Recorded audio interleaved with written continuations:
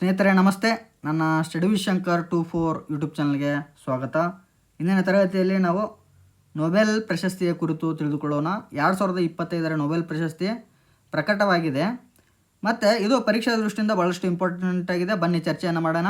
ವೈದ್ಯಕೀಯ ಕ್ಷೇತ್ರದ ನೊಬೆಲನ್ನು 3 ಜನರಿಗೆ ಕೊಟ್ಟಿದ್ದಾರೆ. ಮೇರಿ ಬ್ರೊಂಕೋವಾ, ಫ್ರೆಡ್ ರಾಮ್ಸ್ಡೆಲ್ ಮತ್ತು ಶಿಮೋನ್ ಸಕಾಗುಚಿ ಇವರಿಗೆ ವೈದ್ಯಕೀಯ ಕ್ಷೇತ್ರದ ನೊಬೆಲ್ ಪ್ರಶಸ್ತಿಯನ್ನು ಕೊಟ್ಟಿದ್ದಾರೆ.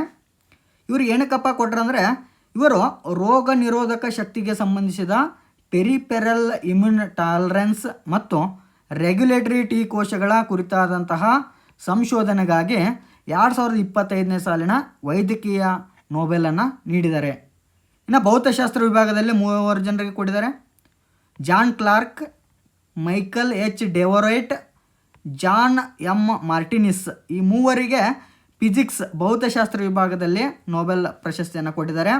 ಇವರೇನು ಸಾಧನೆ ಮಾಡಿದ್ದಾರೆ ಅಂದರೆ, ವಿದ್ಯುತ್ ಸರ್ಕ್ಯೂಟ್ಗಳಲ್ಲಿ ಮ್ಯಾಕ್ರೋಸ್ಕೋಪಿಕ್ ಕ್ವಾಂಟಮ್ ಮೆಕ್ಯಾನಿಕಲ್ ಟನಲಿಂಗ್ ಮತ್ತು ಎನರ್ಜಿ ಕ್ವಾಂಟೈನೈಸೇಷನ್ ಆವಿಷ್ಕಾರಕ್ಕಾಗಿ ಇವರಿಗೆ ಫಿಸಿಕ್ಸ್ ವಿಭಾಗದಲ್ಲಿ ನೊಬೆಲನ್ನು ಕೊಟ್ಟಿದ್ದಾರೆ.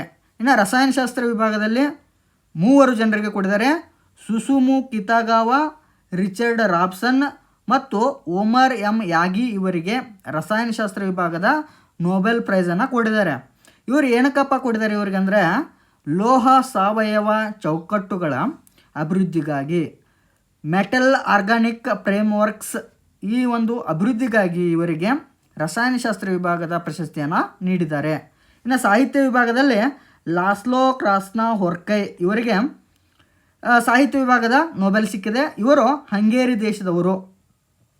ಇವರು ದಾರ್ಶನಿಕ ಹಾಗೂ ಸೃಜನಶೀಲ ಸಾಹಿತ್ಯ, ಕೃಷಿ ಮತ್ತು ಕಲೆಯ ಶಕ್ತಿಯನ್ನು ಎತ್ತಿ ಹಿಡಿಯುವಂತಹ ಬರಹಗಳಿಗಾಗಿ ಇವರಿಗೆ ಸಾಹಿತ್ಯದ ನೊಬೆಲ್ ಸಿಕ್ಕಿದೆ. ಯಾರಿಗೆ?